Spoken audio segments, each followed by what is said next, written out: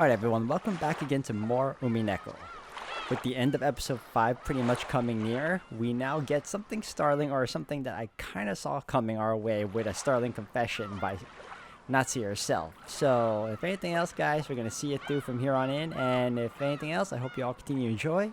Thank you again for all love and support, and here we go. Alright everyone, welcome back. 赤で言う必要ある？もちろん。夏日の部屋を除くすべての場所に金蔵は存在しない。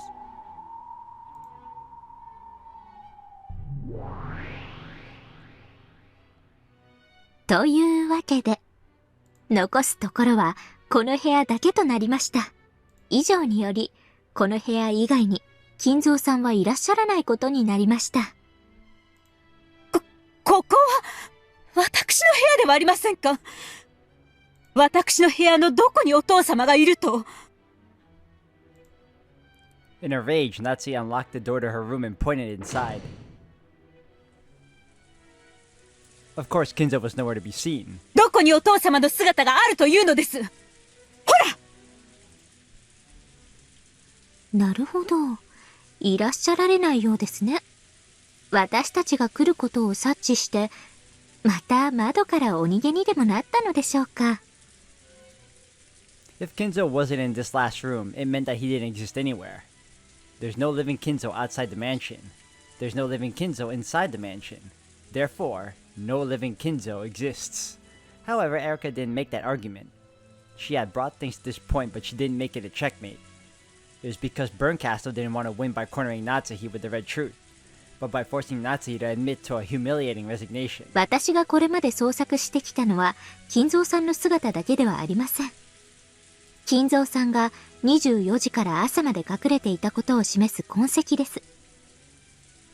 そして、それも存在しませんでした。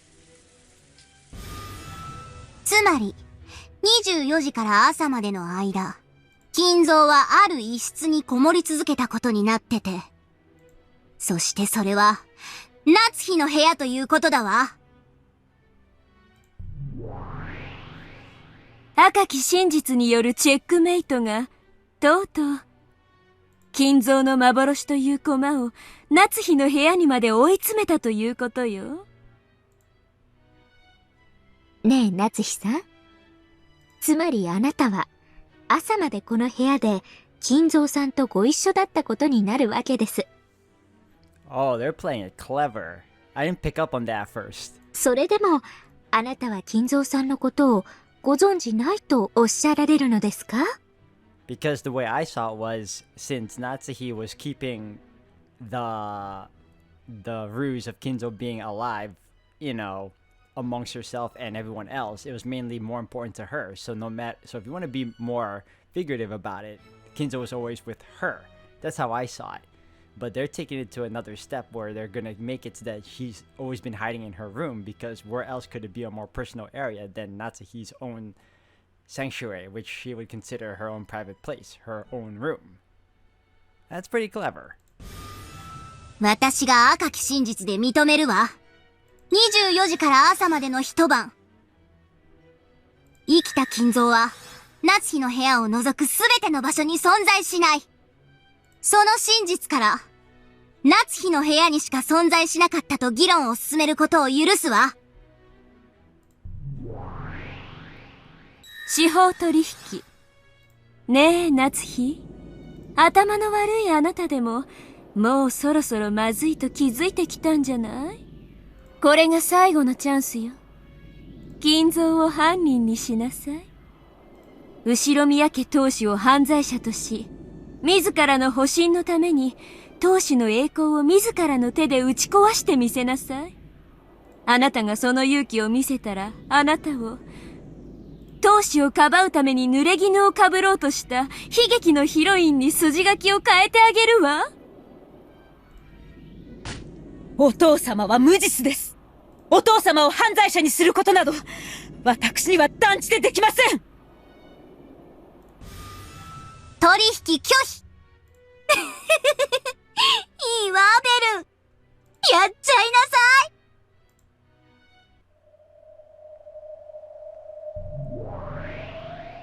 24時から朝までの一晩、生きた金蔵の存在する余地は、あなたのベッドの中以外に存在しない。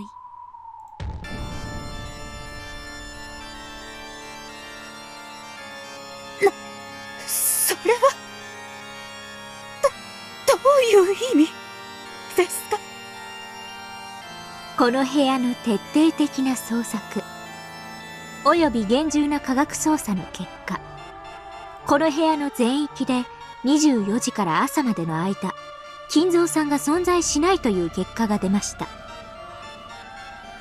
ただし、あなたのベッドだけを除きます。A shocked silence dominated the room. Natsuhi completely forgot to close her open mouth. 昨夜、黄金発見の前後の頃、推定23時頃、3階窓より脱出した金蔵さんは、あなたの部屋のベッドの中にかくまわれていたということです。そしてさらに気の毒な捜査結果ですが、あなたもこのベッドで就寝されていたことが判明しています。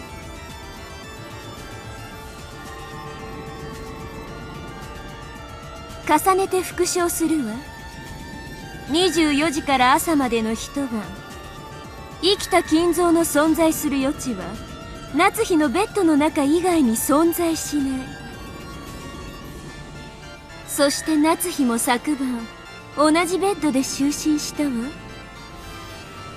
あら、仲良しさんたちね。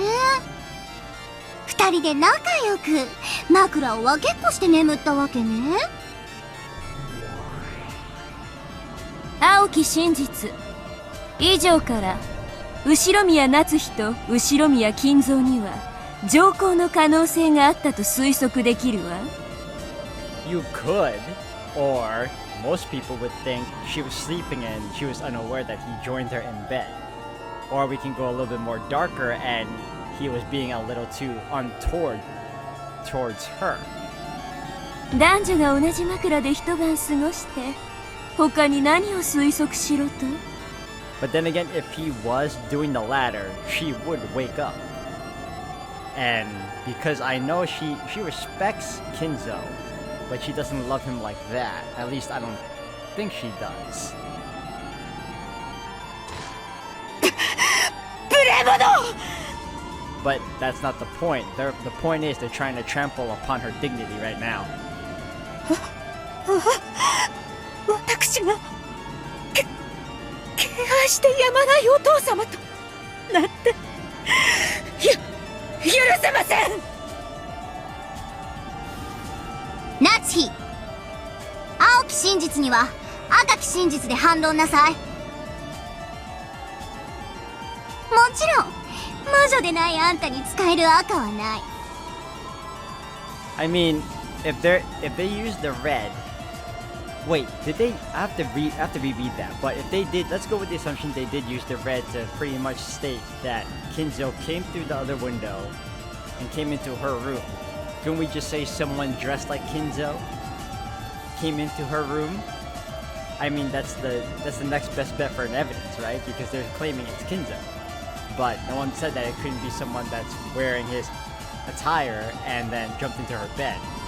Like, what was the basic evidence of it though? They're being too vague about it.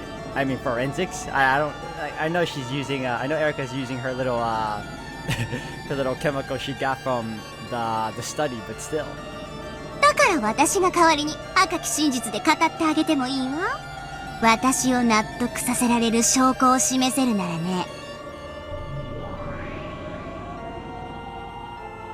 そんな証拠あるわけがありません。私をどこまで愚弄するというのですか。おのれ！Well, you're dealing with witches, so they'll sink very low for this. Natsuhi tried to attack Erica, but Ava pinned her arms behind their back so she couldn't do anything. なんというおぞましいことでしょう。夏日さんは後宮家に復讐するためにまず後宮家のすべてを乗っ取ろうと企てたのです。そのため夏日さんは体を武器に金蔵さんを籠絡したのです。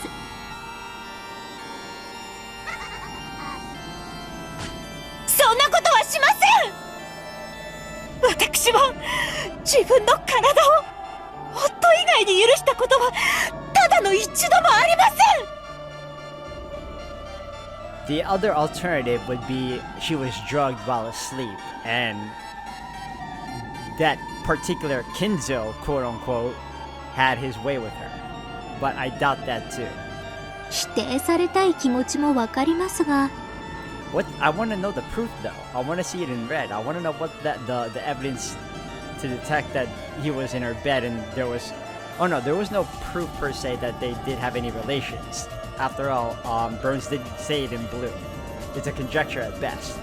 But what is Erica's complete evidence for this though? I wonder if they'll showcase that. あなたが金蔵さんと密会を重ねていたことは、すでに複数の関係者からの証言で明らかです。だって昨晩だって金蔵さんの書斎で二人っきりでお休みのご挨拶をされてたんですものね。Of course she would turn that around on her, huh? それどころか明らかな情報の痕跡の証言も複数得られています。そんなバカな。誰です。誰がそんないい加減なことを。ゴーダ、シャノン、エヴァさんでしょう。そんないい加減なことを言ったのはあなたでしょう。誰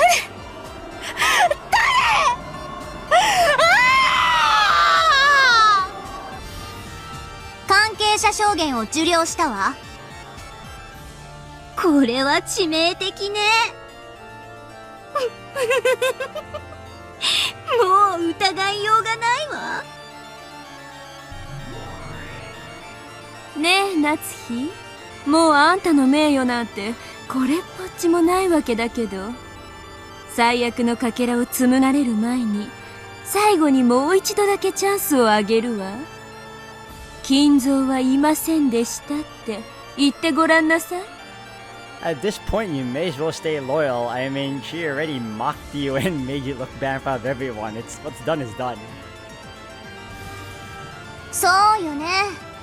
夏日、あんた強情だわ。Stay the course and fight. もう後ろ宮家なんてどうせボロボロじゃない。そんなにも金蔵がいることにして遺産問題をうやむやにしたいの？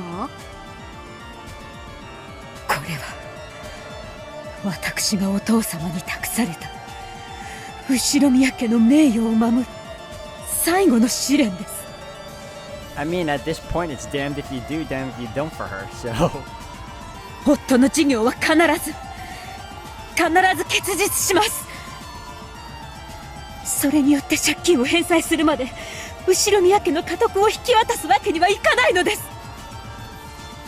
お父様の名誉も夫の名誉も私が守ります。それが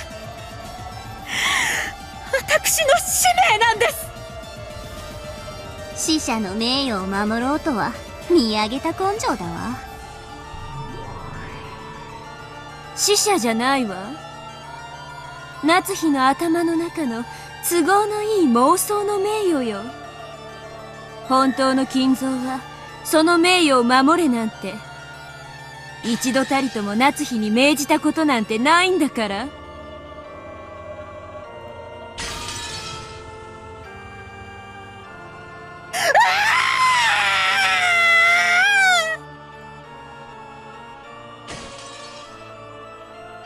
As Natsuhi screamed, she fell down to her hands and knees. She no longer had any way to reject the fake truth that Burn cast on Erica had weaved. ゲームマスター、ラムダデルタの名において、本ゲームの勝利者がベルンカステル教であることを認めるわ。意義ある者は名乗りを上げよ。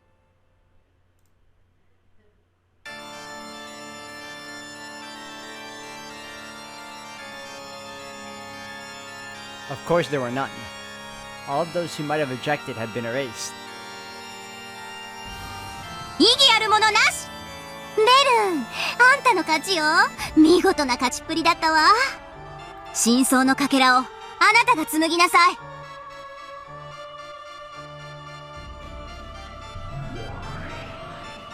ええ、それでは私が真相を紡ぐわ。これがこの悲しく間抜けな物語の真相よ。Oh, they're gonna show it to us now? 本当は泣き笑いしながら罪を認めた夏日に自ら語ってほしかったんだけどね。それがお約束なんでしょ。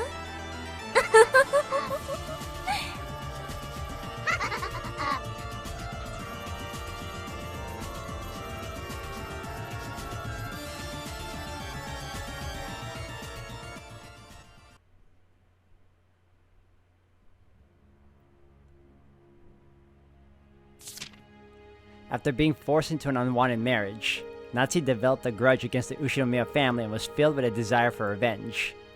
Trial summary, page 3. As revenge for financially ruining her birth family, Natsuhi also plotted to take over the Uchinomiya family's fortune. When Natsuhi learned that the wealth of the Uchinomiya family was for all intents and purposes controlled by Kinzo himself, she initiated sexual relations to curry favor with him and managed to ensnare him. Oh, because she lost. Their truth is now winning out in this particular story. I thought they were going to actually show us how it happened as it went, not their truth. Trial summary, page 7. Burn Castle document 682. Yeah, okay, I'm not trusting Burn's documents.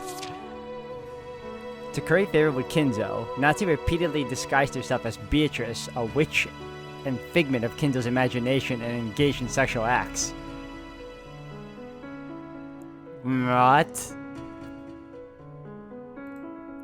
Kinzo saw Natsuhi dressed as the mistress from his past and was easily ensnared.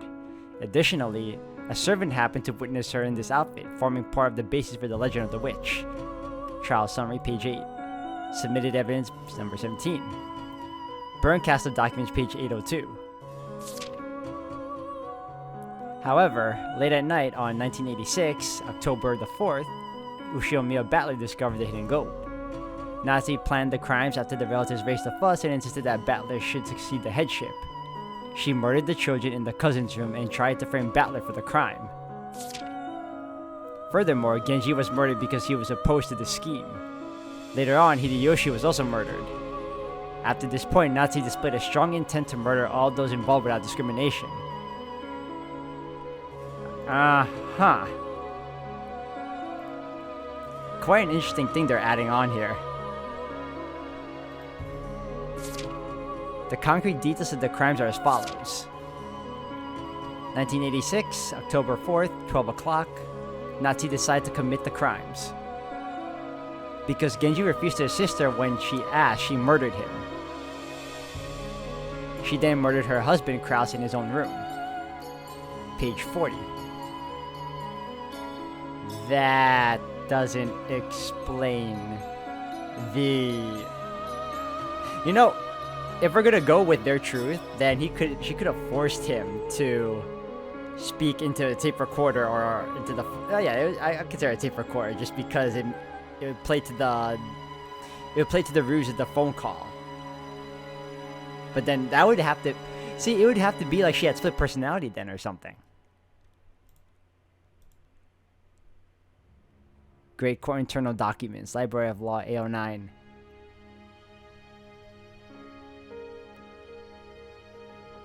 Afterwards, she went to the cousin's room on the upper floor of the guest house, waited for Rosa to join the rest, and killed George, Jessica, Maria, and Rosa.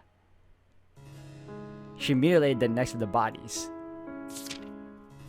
Afterwards, because there were people in the downstairs lounge, she waited in an empty room upstairs. How is she killing all these people? Like, that makes no sense. How are you killing the children? If you're killing them in their sleep, or even, you know, in that room, one of them has to wake up and stop you. Or two of them. Afterwards, because there were people in the downstairs lounge, she waited in an empty room upstairs. She hid in this empty room until the people in the lounge dispersed and went to bed. Trial summary, page 41. Burn Castle documents. The people in the lounge dispersed just after 3 a.m. Natsuhi left the empty room and escaped from the guest house. She returned to her room where she met up with Kinzo, who had been hiding there. They spent the rest of the night there together. Kinzo left the room early the next morning and concealed himself somewhere near the guest house.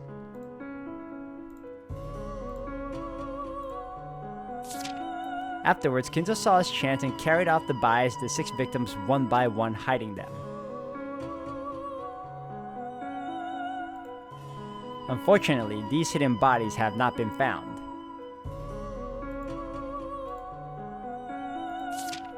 Natsuhi, who had failed in her scheme to cast suspicion on Battler, changed her plan to include the murder of all present.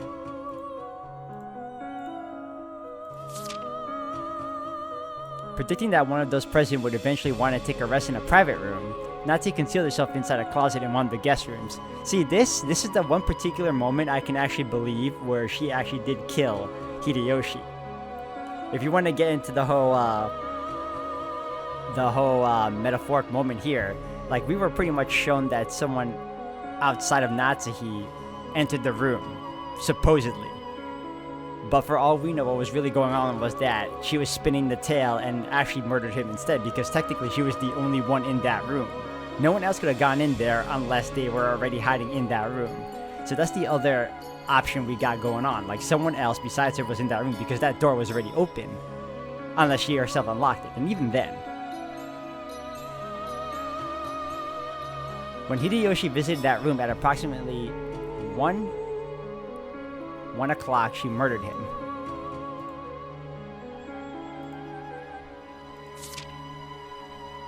Natsuhi once again concealed herself in the closet from the time the others became aware of the incidents to the time that they carried out Hideyoshi's body. Furthermore, as proof of this, a button from Natsuhi's clothes was found in the closet. Afterwards, she exited the closet and tried to return to her own room. However, Furudo Erika discovered her on the way, and Natsuhi confessed to her crimes after questioning.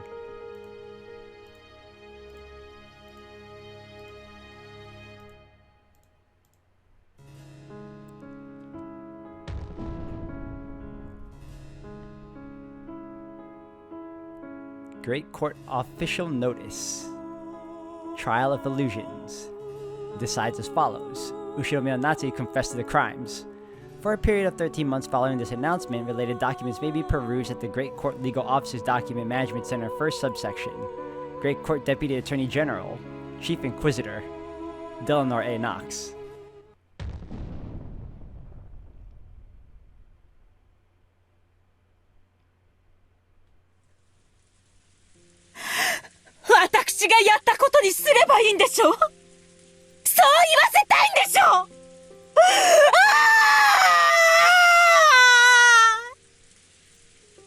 As though she had given up and decided that it would be useless to try and talk her way out of this any longer, Aunt Natsuhi said that and screamed. It was a sad incident. I wanted to believe that despite the pitiable circumstances which led her to marriage into the Ushiromiya family, Aunt Natsuhi had been able to find some small measure of happiness with Uncle Kraus and Jessica. But instead, by Aunt Natsuhi's own hand, Uncle Kraus and even her beloved daughter Jessica had been heartlessly killed. It was even harder to believe that grandfather had been an accomplice and hid the bodies. However, several people had given clear testimony that grandfather's mental state for these last few years had been far from what anyone would consider normal. Perhaps possessed by a mad devotion to the mistress he had lost long ago, grandfather might truly have believed that Aunt Natsuhi was the reincarnation of Beatrice. Where is grandfather now? Like Erika theorized, did he really believe that he could revive Beatrice by carrying out murders following the epitaph? And succumb to Natsuhi's cajolery? Right now, is he holding some kind of disturbing ritual with the bodies he carried away? これで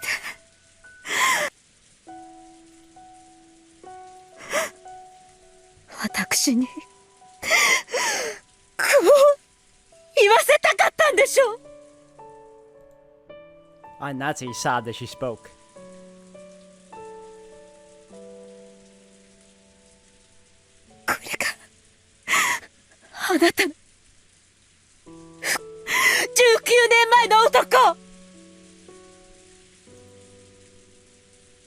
This man from 19 years ago that Aunt Natsuhi kept mentioning was the man who had supposedly framed her. However, referring to a man from 19 years ago was as far as she would go. And she made no attempt at all to explain what had actually happened back then. きっとこの中にあの男の手先が混じっているはずです。あの男はあなたたちの誰かを通じて今のこの私を嘲笑っているでしょう。なら伝えなさい。これで気は晴れましたか。19年間あなたを災んだ痛みと苦しみは少しは癒えましたか。ようやく私は分かりました。私をここまで追い詰めたのはそれを認めさせたかったからですね。夏日さん、私たち以外に部外者は一切存在しません。意もしない人物がさも存在するように振る舞うなんて、往生際の悪い芝居はやめてください。Well, Erica wasn't there for that phone call, so she wouldn't know about that anyway. So she obviously would think that Natsuhi was just faking all this. Erica laughed mockingly, but as Aunt Natsuhi looked at us, no, as she looked at some being behind us, she hung her head and shook. Then, she confessed to her sin. 私は殺人を犯しました。But I'm betting it's not about this particular scenario, is it? やっと直接的な言葉で罪を認めましたね。いいえ、昨日今日の事件のことではありません。 That's what I figured. Okay. 19年前の殺人について告白します。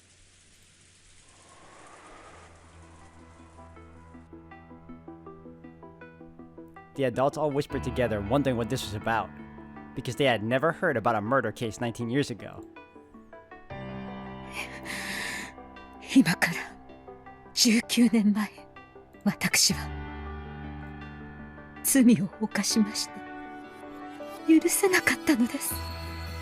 その赤ん坊が。赤ん坊？ So it has something to do with... So the caller was true, survived it, getting revenge after Natsuhi. 今さら何の話ですか19年前のあの日、私はお父様より一人の赤ん坊を託されました。いつまでも跡継ぎを身ごもることのできない私に、ならば養子を迎えよとお父様がおっしゃり、施設から連れてきたという一人の赤ん坊を私に抱かせたのです。それが私にどれほど女としての屈辱を与えたか想像がつきますか。 So that flashback scene with Natsuhi seeing a helper with a child at the edge of a cliff of sorts, that had to be her then. Instead of a helper, it was actually Natsuhi, unless she hired a woman to do that. Either way, it was still her. With a mix of conflicting emotions of anger, sadness, regret, and possibly defiance, Aunt Natsuhi confessed. The humiliation as a woman that others had given up hope on her ever bearing a child, and also the indescribably unpleasant feeling of being made to nurse a strange baby. It caused her great sadness and rage, and before very many nights passed, it ate a hole into her heart. そして私は心を悪魔に売り渡したのです。 So it was you. Okay, that's what I figured. あれは赤ん坊を抱かせた使用人と共にバラ庭園から船着き場の方へ散歩に行った時でした。 So she didn't witness this. She didn't witness the helper. She was with the helper. 私は一人になりたかったのですが、赤ん坊を連れたその使用人の女は律儀に私の後について回りました。一人にしてくれとさえ言い出せず、だから赤ん坊の泣き声から逃れられず、その日より19年間私を苛む長き頭痛の日々の始まりにそして柵より崖を望む。 Alright, guys. ironically enough, this is a cliffhanger, but I'm gonna have to end it here for today. Thank you all for watching. This answers a few things, and we definitely now know for a fact that there was a call, and it definitely was that person that managed to survive 19 years ago from this particular incident. So it wasn't necessarily a murder because he survived it. But we're going to continue on and find out what happens in the next one. So thank you all for watching.